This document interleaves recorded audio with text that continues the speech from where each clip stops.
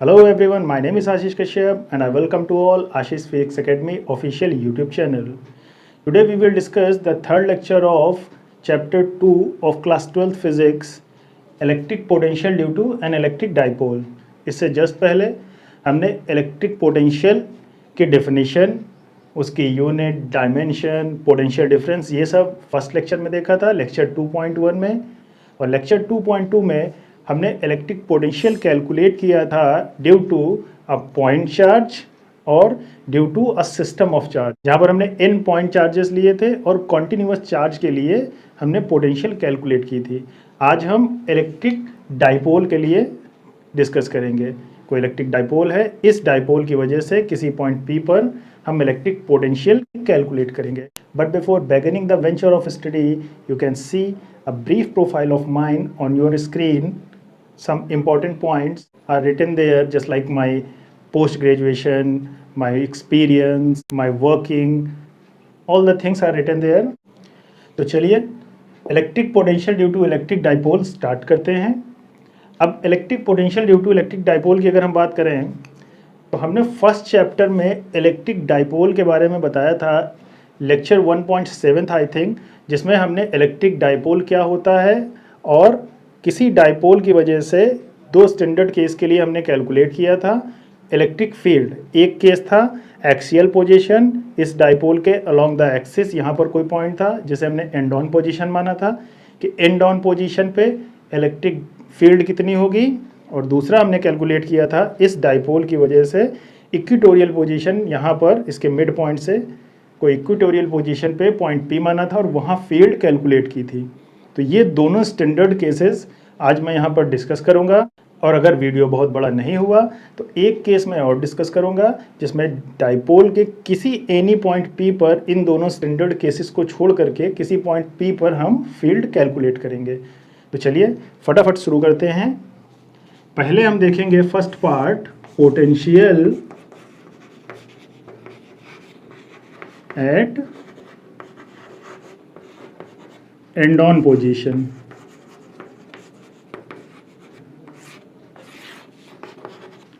Electric potential due to electric dipole में हम इस डाइपोल के एंड ऑन पोजीशन पे कोई पॉइंट है वहाँ पर इलेक्ट्रिक पोटेंशियल कैलकुलेट करेंगे। तो अगर हम डायग्राम बनाएं तो ये हमारा कोई डाइपोल है जिसके एक एंड पे नेगेटिव क्यू चार्ज है और दूसरे एंड पे पॉजिटिव क्यू चार्ज है। ये डाइपोल का मिड पॉइंट है, ओरिजिन O, और डाइपोल की जो डिस्टेंस या जो लेंथ है वो 2a के इक्वल है। और इस डाइपोल के अलोंग ही कोई पॉइंट P है जिसकी ओरिजिन O से डिस्टेंस r है। ठीक, इस डाइपोल के मिड पॉइंट से P तक की डिस्टेंस क्या है, r है। ये पोजीशन कहलाएगी एंड ऑन पोजीशन। ठीक, तो इस पोजीशन में हम पॉइंट P पर इलेक्ट्रिक पोटेंशियल कैलकुलेट करेंगे। कैसे कैलकुलेट करेंगे? पिछले वीडियो में हमने किसी पॉइंट चार्ज के लिए कैलकुलेट करना बताया था, तो सेम उसी फॉर्मूले को यूज़ करेंगे। हम सबसे पहले क्या करेंगे, इस पॉजिटिव क्यू चार्ज की वजह से पॉइंट P पे पोटेंशियल निकालेंगे, इस नेगेटिव चार्ज की वजह से निकालेंगे और दोनों को सम कर देंगे। आई बात समझ में? तो यहाँ पर देखिए, potential at P due two plus Q charge, इस प्लस क्यू चार्ज की वजह से पॉइंट P पे जो पोटेंशियल होगा, मान लिए हमने उसे V1 माना, तो V1 इक्वल्स टू क्या होगा, किसी पॉइंट चार्ज के लिए फॉर्मूला आपको याद होगा, 1/4 pi epsilon not Q over R। R is the distance between charge and point P। But यहाँ पर वो डिस्टेंस R नहीं है क्योंकि R डिस्टेंस है मिड पॉइंट और P की, बट चार्ज है इस ओरिजिन से, अगर 2a का हाफ करेंगे तो a, तो a स्टेप आगे, तो Q से P तक की डिस्टेंस क्या होगी, R माइनस a। और ये हो गई आपकी क्वेश्चन नंबर 1। ठीक, जिस तरह हमने प्लस क्यू के लिए निकाला, सिमिलरली माइनस क्यू के लिए निकाल लेंगे। ये similarly for minus Q charge, तो माइनस क्यू चार्ज की वजह से यहाँ से यहाँ तक निकालेंगे, हमने उसे V2 नाम दे दिया, तो V2 equals to 1/4 pi epsilon naught. अब चार्ज कैसा है, माइनस है। पिछले वीडियो में हमने बताया था कि निगेटिव के लिए निगेटिव पोटेंशियल होता है, चार्ज माइनस का हो जाएगा। और डिस्टेंस कितनी है माइनस क्यू से P तक, यहाँ से ओरिजिन तक R और प्लस A, तो R plus A, equation number 2। तो यहाँ हमें प्लस क्यू की वजह से मिल गया और माइनस क्यू की वजह से मिल गया। तो अब हम क्या करेंगे, पूरे डाइपोल की वजह से क्या होगा, दोनों का sum. So total potential at P is, total potential P क्या होगा, Q1 प्लस Q की वजह से और माइनस की वजह से जितने हैं दोनों का सम हो जाएगा, V equals to V1 plus V2। अब अगर V1 की बात करें फ्रॉम इक्वेशन 1 यहाँ रहा, V2 फ्रॉम इक्वेशन 2 ये रहा, दोनों की वैल्यू यहाँ पर हम प्लेस कर देंगे। तो V equals to 1/4 pi epsilon naught, V1 में भी है V2 में भी है, दोनों को कॉमन ले लीजिए। अब V1 में बचा Q over R minus A और V2 में बचा minus Q over R plus A, तो दोनों में से Q भी कॉमन आ रहा है। मैं यहाँ से एक स्टेप गायब कर रहा हूँ, डायरेक्ट लिख दिया मैंने, ठीक। तो यहाँ से मिला 1/R माइनस A,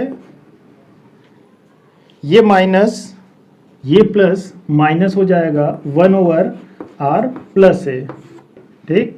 तो ये R माइनस है R प्लस है, इसको एलसीएम ले लीजिए, तो Q over 4 pi epsilon not, जैसे ही इसको एलसीएम लेंगे तो R square minus A square, A minus B, A plus B का एलसीएम आपको पता है, ये वैल्यू यहाँ मल्टीप्लाई होगी, ये वैल्यू यहाँ मल्टीप्लाई होगी, तो R प्लस A, ये R माइनस A जब यहाँ मल्टीप्लाई होगा तो माइनस का R माइनस A, तो माइनस प्लस माइनस का R और माइनस माइनस प्लस का A, ये minus R plus R cancel, zero हो जाएगा सम होकर के। तो Q over 4 pi epsilon not A plus A 2A over R square minus A square, ये हमें पोटेंशियल मिल गया in terms of Q। But अगर डाइपोल वाला वीडियो आपने अच्छे से देखा है या डाइपोल के बारे में आप जानते हैं, तो डाइपोल में एक टर्म और होता है जिसे हम बोलते हैं डाइपोल मोमेंट, जिसे हम स्मॉल p से रिप्रेजेंट करते हैं, और ये एक वेक्टर क्वांटिटी है जिसका direction always negative to positive charge की तरफ होता है। और इस डाइपोल मोमेंट की वैल्यू क्या होती है, इसमें से एक चार्ज और इनके बीच की जो डिस्टेंस है, जो डाइपोल की लेंथ है, वो लेंथ इनटू चार्ज के इक्वल डाइपोल मोमेंट होता है। तो आपको पता है, since dipole moment P equals to Q into 2A के इक्वल होगा, तो P equals to Q into 2A, Q into 2A, यहाँ आपको दिख रहा है Q 2A, इसको हम P के टर्म में लिख सकते हैं। दैट मीन्स ये जो इक्वेशन नंबर 3 बना लीजिए, ये जो इक्वेशन 3 है वो V equals to 1/4 pi epsilon naught और 2A, Q को हम P लिख देंगे, P upon R square minus A square, ये मिल गया आपको डाइपोल का एंड ऑन पोजीशन। तो ये आपको एंड ऑन पोजीशन के लिए किसी पॉइंट P पे इलेक्ट्रिक पोटेंशियल मिल गया, ठीक। बट यहाँ पर एक अप्रॉक्सीमेशन लगता है जो हम पहले लगाते आए हैं कि इन केस इस डाइपोल की जो लेंथ है उसके रिस्पेक्ट में जो हमने पॉइंट P माना है वो बहुत दूर हो, डिस्टेंस बहुत ज़्यादा हो, तो if R is much greater than A, तो A स्क्वायर टर्म निगलेक्ट हो जाएगा, विल बी निगलेक्ट। तो जैसे ही ये A स्क्वायर टर्म निगलेक्ट हो जाएगा तो यहाँ सिर्फ R स्क्वायर बचेगा। That means so potential at P V equals to 1/4 pi epsilon naught, ये 1/4 pi epsilon naught P over R square. P/r²। ये किसके लिए आया है? ये आया है आपका एंड ऑन पोजीशन के लिए। एंड ऑन पोजीशन के लिए इस डायग्राम के हिसाब से एंड ऑन पोजीशन या एक्सियल पोजीशन पे कोई पॉइंट P है तो उस पॉइंट P पर आपका पोटेंशियल इतने के बराबर होगा, जो डिस्टेंस r पे डिपेंड करेगा, ठीक है, किसी डाइपोल की वजह से। अब एंड ऑन पोजीशन के बाद जो अगला केस आएगा वो आएगा इक्वेटोरियल पोजीशन, जिसमें हम किसी डाइपोल के मिड पॉइंट से अगर कोई डिस्टेंस r पर कोई पॉइंट P है इसके परपेंडिकुलर डिस्टेंस पे, तो उस पॉइंट P पर हम इलेक्ट्रिक पोटेंशियल कैलकुलेट करेंगे। तो चलिए फटाफट उसे देखते हैं। इसका जो सेकंड केस है, इसका सेकंड केस होगा पोटेंशियल एट, आई होप इधर दिख रहा हो, इक्वेटोरियल पोजीशन। इधर ये इक्वेटोरियल लिखा हुआ है, इक्वेटोरियल पोजीशन, ठीक। तो इक्वेटोरियल पोजीशन का डायग्राम देखिए। मान लीजिए ये डाइपोल है 2a लेंथ का, यहाँ पर प्लस क्यू चार्ज रखा है, यहाँ पर माइनस क्यू चार्ज रखा है, ये ओरिजिन O है और इससे r डिस्टेंस पर कोई पॉइंट है P और इस पॉइंट P पर हमें इलेक्ट्रिक पोटेंशियल कैलकुलेट करना है। तो हम क्या करेंगे, इस पॉइंट P से नेगेटिव की तरफ एक स्ट्रेट लाइन ड्रॉ करेंगे और एक पॉजिटिव की तरफ, ठीक। तो अब यहाँ पर देखिए हमने क्या किया,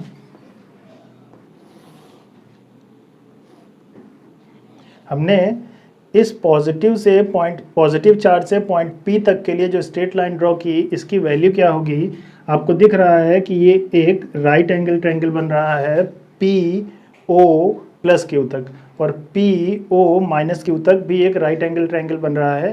तो according to right angle triangle में जब हमें कोई वैल्यू चाहिए होती है तो हमें पता है कि ये वैल्यू हाइपोटेनियस होगी, जिसकी वैल्यू क्या होगी, बेस स्क्वायर, बेस कितना है इसमें कि हाफ पोर्शन A आ जाएगा, A इधर और ये परपेंडिकुलर R, अगर हम थीटा यहाँ मान रहे हैं तो R square plus A square का अंडर रूट, ये वैल्यू हो जाएगी P से प्लस Q चार्ज तक, और सेम वैल्यू ही P से माइनस Q चार्ज तक भी रहेगी। ये सभी आप जानते हैं, ठीक। तो जिस तरह से हमने एंड ऑन पोजीशन के लिए कैलकुलेट किया, सेम उसी तरह से हम इक्वेटोरियल के लिए कैलकुलेट करेंगे। सबसे पहले हम क्या निकालेंगे, प्लस Q चार्ज की वजह से पॉइंट P पर निकालेंगे, माइनस Q चार्ज की वजह से पॉइंट P पर निकालेंगे, दोनों को सम कर देंगे। तो चलिए फटाफट देखते हैं। Potential at P due two plus Q charge, तो जैसे ही प्लस Q चार्ज की वजह से निकालेंगे, आपको पता है V1 इक्वल्स टू क्या होगा, 1 ओवर किसी पॉइंट चार्ज का formula 1 over 4 pi epsilon not, charge है Q और डिस्टेंस कितनी है, डिस्टेंस है perpendicular distance R square plus A square, तो R square plus A square, ठीक। हम इक्वेशन बना चुके हैं, ये 3 बनाई थी, अगर ये 4 है, ये 5 कर दीजिए, तो ये इक्वेशन 6 है, ठीक। तो इक्वेशन 6 आपको मिल गई प्लस Q चार्ज की वजह से पॉइंट P पे, ठीक है। तो इतना तो आपने नोट कर लिया होगा। मैं इस बीच वाले पोर्शन को मिटा करके इसको कंप्लीट करता हूँ। तो जितनी ज़रूरत थी उतना मैंने मिटा दिया है। तो अभी जैसे हमने V1 निकाला, उसी तरह से similarly at point P from due to negative Q charge, जो V2 आएगा वो आएगा 1 over 4 pi epsilon naught minus Q over under root R square plus A square, ठीक। ये माइनस Q चार्ज की वजह से इक्वेशन नंबर 7, ठीक, क्योंकि ये माइनस Q चार्ज और ये डिस्टेंस भी इतनी ही होगी according to Pythagoras. So total potential क्या होगा, total potential at P, total potential at P क्या हो जाएगा ड्यू टू दिस डायग्राम या due to this equatorial position के हिसाब से V equals to V1 plus V2। अब यहाँ पर देखिए V1 है 1/4 pi epsilon not this term, V2 है 1/4 pi epsilon naught minus of this term. R भी सेम है, चार्ज भी सेम है, सिर्फ माइनस का डिफरेंस है। तो जैसे ही हम V1 और V2 की वैल्यू यहाँ प्लेस करेंगे फ्रॉम इक्वेशन 6 एंड 7, जैसे ही हमने 6 और 7 से इक्वेशन प्लेस की, दैट मीन्स V हमारा क्या हो जाएगा 0, क्योंकि एक हमारा पॉजिटिव में है तो एक नेगेटिव में है। तो इक्वेटोरियल पोजीशन के लिए ड्यू टू इक्वेटोरियल पोजीशन के लिए हमें पोटेंशियल क्या मिला 0, जबकि एंडॉन पोजीशन के लिए हमें क्या मिला था, हमें मिला था 1/4 pi epsilon naught P over R square approximation लगाने के बाद। ठीक है, तो ये जनरल केस आया था और जिस पे हमने अप्रॉक्सीमेशन लगाया तो ये मिला था। तो ये दो स्टैंडर्ड केस हो गए इलेक्ट्रिक डाइपोल की वजह से इलेक्ट्रिक पोटेंशियल कैलकुलेट करने के लिए। एक निकाला हमने एंडॉन पे, ये वैल्यू निकली, इक्वेटोरियल पे 0 निकला। अब इसके बाद हम क्या करेंगे, इसी में electric potential due to an electric dipole at any general point निकालेंगे। जैसे ये डाइपोल है तो हमने ये एक्सिस पे निकाल लिया, इसके परपेंडिकुलर निकाल लिया, तो यहाँ पर कोई जनरल पॉइंट मान लेंगे। इस जनरल पॉइंट पे पोटेंशियल कितना होगा वो कैलकुलेट करेंगे, फिर उस जनरल पॉइंट के हिसाब से ये दोनों केस उससे सेटिस्फाई कराएंगे कि क्या एंडॉन के लिए और इक्वेटोरियल के लिए वो सेटिस्फाई कर रहा है कि नहीं कर रहा है। ठीक, और अगर वो डेरिवेशन मैं इसी वीडियो में करूँगा तो ये वीडियो काफ़ी लेंदी हो जाएगा, तो इसलिए मैं इसका सेकंड पार्ट के नाम से, इसका जो सेकंड पार्ट होगा उसमें मैं जनरल केस वाला या जनरल पॉइंट के लिए मैं इलेक्ट्रिक पोटेंशियल कैलकुलेट करके आपको बताऊंगा। ठीक, तो आई होप जितना मैंने इसमें अभी तक बताया है ये इक्वेटोरियल पोजीशन के लिए यहाँ पर लिखा हुआ है और एंडॉन पोजीशन के लिए लिखा हुआ था, इतना पोर्शन मैंने मिटाया है। तो यहाँ तक आपको कोई डाउट नहीं होगा। वो रहा उसका डायग्राम एंडॉन पोजीशन का, ये डेरिवेशन, ये इक्वेटोरियल पोजीशन का डायग्राम, ये इसकी वैल्यू पोटेंशियल। ठीक, तो आज इस वीडियो को यहीं पर ख़त्म करते हैं और नए लेक्चर में मैं इसका जो सेकंड पार्ट है जनरल केस या जनरल पॉइंट के लिए मैं इलेक्ट्रिक पोटेंशियल कैलकुलेट करूँगा। तब तक आप इससे पढ़ते रहिए और अगर कोई डाउट है तो आप अपने डाउट कमेंट सेक्शन में प्लेस कीजिए। ठीक, तो अगले वीडियो में मिलते हैं, तब तक के लिए नमस्कार।